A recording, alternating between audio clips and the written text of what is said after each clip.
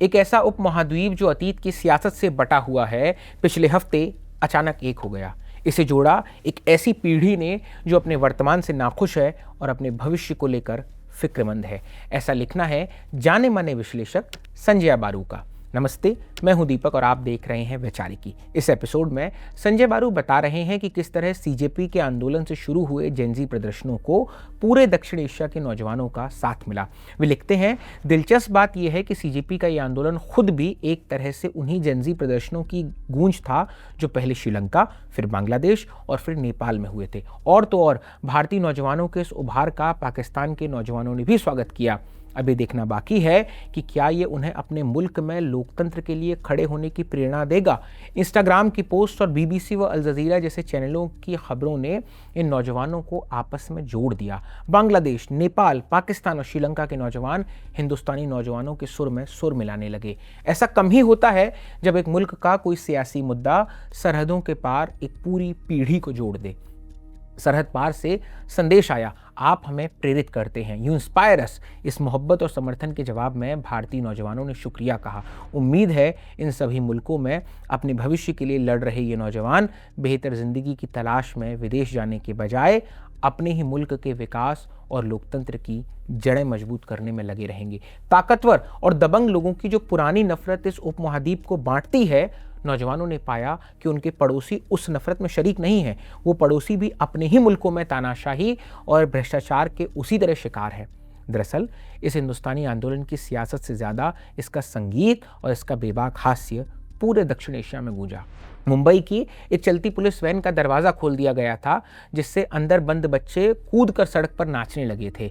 इसका video Instagram पर देखकर एक पाकिस्तानी छात्र ने कहा, यार तुम लोग बहुत कूल हो। जंतर मंतर पर एक नौजवान ने सरहद पार के इन समर्थकों का शुक्रिया अदा करते हुए कहा, हमें अमन चाहिए, जंग नहीं, हमें पढ़ाई चाहिए, हमें नौकरियां चाहिए। पहले दक्षिण एशिया में सरहद पार की दोस्ती बुजुर्ग नागरिक, उदारवादी, वामपंथी या चंद रईस लोग बढ़ाते थे, जो कभी कभार लंदन या दुबई में मिल लेते थे।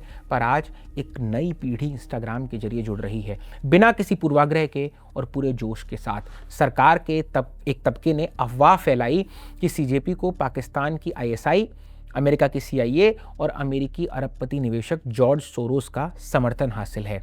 पर ये आरोप तब हवा हो गए जब जेनजी प्रदर्शनकारियों ने गुस्सा करने के बजाय इन पर हंसी उड़ा दी। हास्य हंसी, संगीत और कविता को सियासी हथियार की तरह इस्तेमाल करना इस आंदोलन का अनूठा और अनोखा योगदान रहा। आरएसएस के नेतृत्व ने हाल ही में भारत और पाकिस्तान के लोगों के बीच आपसी संपर्क बढ़ाने की बात कही थी। सीजेपी का ये आंदोलन उस बात को सच कर सकता है। हमने सोशल मीडिया पर इसका सकारात्मक पहलू देखा है, जहां सरहद पार के नौजवान एक दूसरे के साथ खड़े दिखे। शिक्षा मंत्री को हटवाने का अपना एक मकसद ये आंदोलन हासिल कर चुका है, हालांकि कुछ और मांगे अभी बाकी हैं।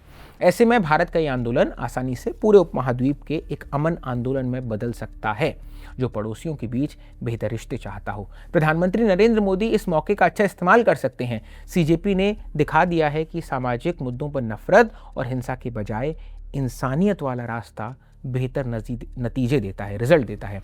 एक बात याद रखने लायक है, मुल्कों के बीच जंग का ऐलान 60-70 साल के लोग करते हैं, लड़ते 20 साल के नौजवान सैनिक हैं, पर चोट आने वाली पीढ़ी के भविष्य पर पड़ती है। इसलिए अमन में सबसे बड़ा हित नौजवानों का ही है। सोशल मीडिया एक दोधारी तलवार है। यहाँ गुमनाम रहकर लोग नफरत भी फैलाते हैं और अपनापन भी जताते हैं। हिंदुस्तान में हमने इस पर बहुत जहर देखा है, खासकर मुसलमानों के खिलाफ। पर सीजेपी के आंदोलन ने दिखाया कि आदर्शवादी नौजवान इसी सोशल मीडिया से पुल भी बना सकते हैं।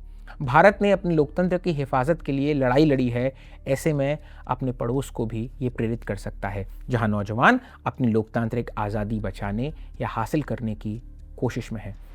पर पिछले एक दशक में भारत की लोकतांत्रिक साख को नुकसान पहुंचा है। हमें एशिया में लोकतंत्र की मसाल के तौर पर अपनी वो जगह दोबारा पानी होगी। पूरे देश में हमने एक साझा फिक्र का उबाल देखा। हो सकता है कि ये संदेश अभी पूरी तरह न उतरा हो। पिछले हफ्ते की घटनाओं के बाद भी कट्टरपंथी तबके की तरफ से पलटवार होगा, पर आज़ादी से प्यार करने वाले नौजवानों के मन से डर निकल चुका है। उम्मीद है ये आगे भी हमारे लोकतंत्र और हमारे संविधान को बचाने के लिए लड़ते रहेंगे। आपकी क्या राय है संजय बारू के इस विचार पर कमेंट बॉक्स में ज़रूर बताएं। संवाद का सिलसिला चलता रहे। देखते रहिए इंडियन एक्सप्रेस हिंदी।